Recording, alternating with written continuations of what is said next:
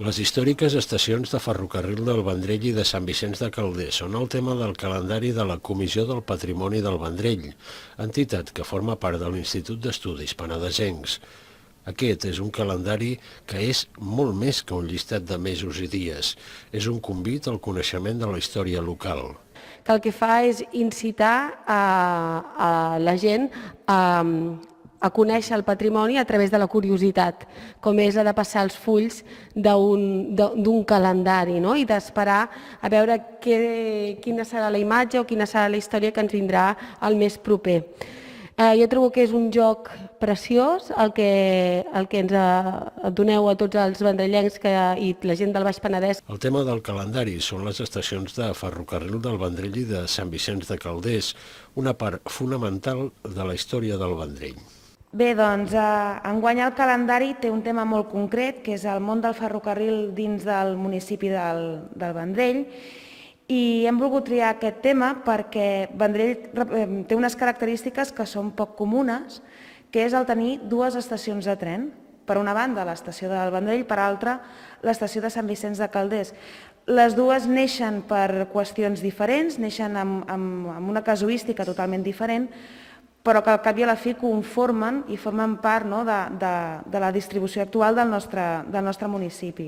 La més antiga de les dues estacions és la del Vendrell. L'estació del Vendrell, que és la més antiga, la que comença per la primera línia que hi va haver, i que arriba en un moment on el Vendrell era molt important.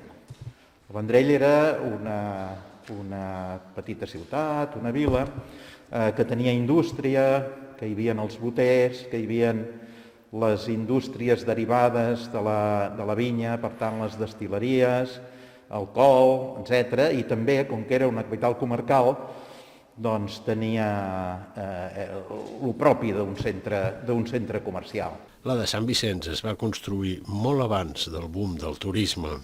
Però abans del turisme, la creació de l'estació que es va fer no precisament pel turisme, ni precisament pel trànsit de passatgers com la del Vendrell, sinó que es va fer com un enllaç de dues línies, la línia de Vilanova i la línia de Vilafranca, que primer no es creuaven, passava una per damunt de l'altra i després van arribar a la conclusió les dues companyies que havien de fer una estació i aquesta estació els hi va servir per fer d'enllaç i de classificació de mercaderies. El calendari compleix la seva funció, però es tracta en realitat d'un llibre d'història en forma de calendari. El que tindreu a les mans quan vingueu a buscar aquest calendari és que no és un calendari, és un llibre que porta un calendari.